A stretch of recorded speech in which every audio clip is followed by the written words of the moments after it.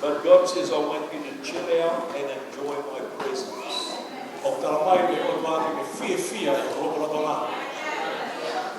Sometimes we try so hard in our human way. But God says, let go and let me.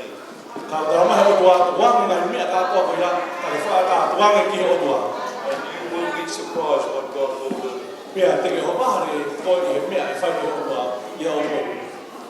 Probably there's a couple of things I want to pray for people right now who need God to just put this refreshing touch in their lives.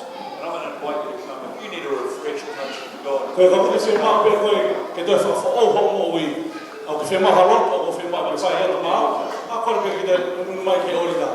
come and stand with these guys. If you need God to refresh His cause,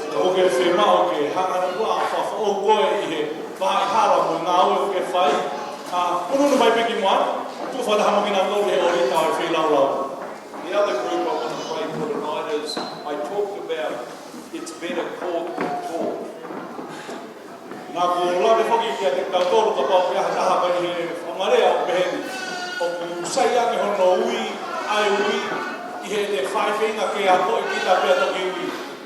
There's some people here that have just been struggling in your walk with God.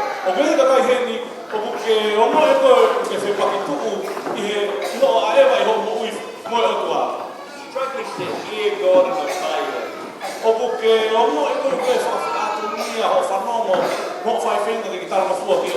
And I'm going to invite you up tonight to catch something of the Holy Ghost and power. Come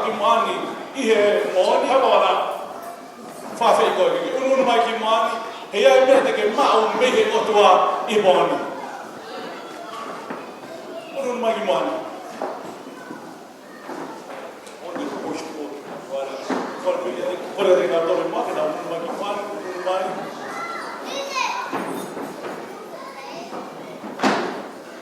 Somebody else who needs to come right in. This is what the Holy Spirit just tells me.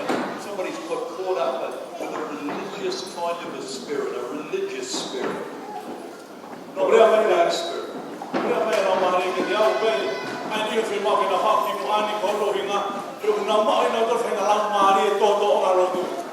And you're very religious, but on the inside you know you're not free. And God said, the first thing I want to do is set you free. And I'm going to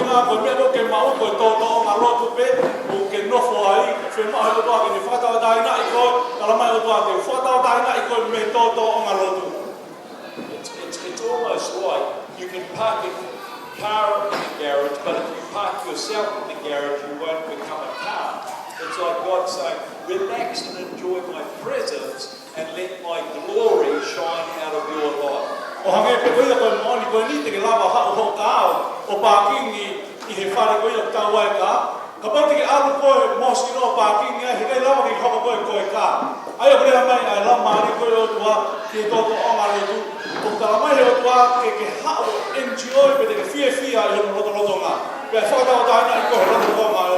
And I'm going to pray for you right now, and I want you to believe God. But they will not do my motor here. 1 minute ago, I'm going to come down and lay hands on you because I do believe there's an impartation that can be called.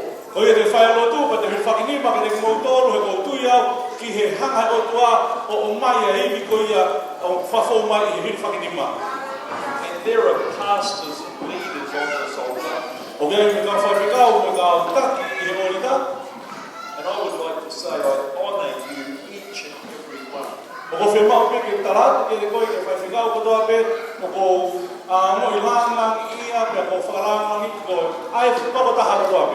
Just for having a heart that's wanting to receive more from God.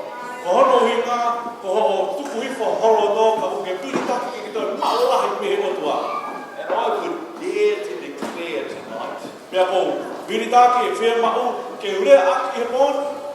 that when I pray, people are going to go out of here and be evangelists.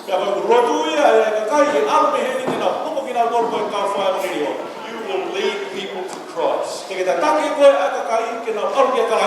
There's people here tonight with unsaved family and they're going to get saved in Jesus' name. Ko e kai o futu e ori ta whila lau ko ho family kai ke na moi ke eki te na moi ke eki ho wa sisu taraisi.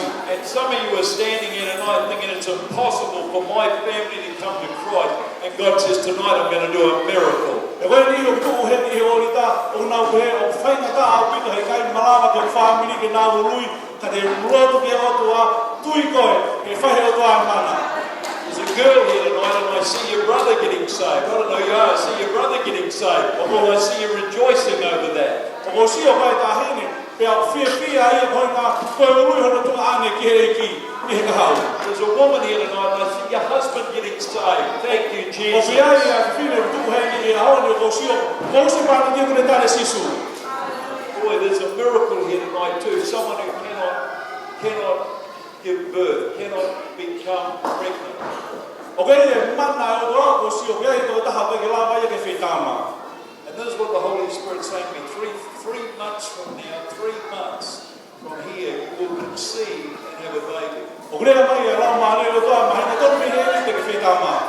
I don't know who I'm talking to, but there's a miracle in this house tonight. O te ilo ha ko le kai ka me mana i ho to ka fa ni ko ni.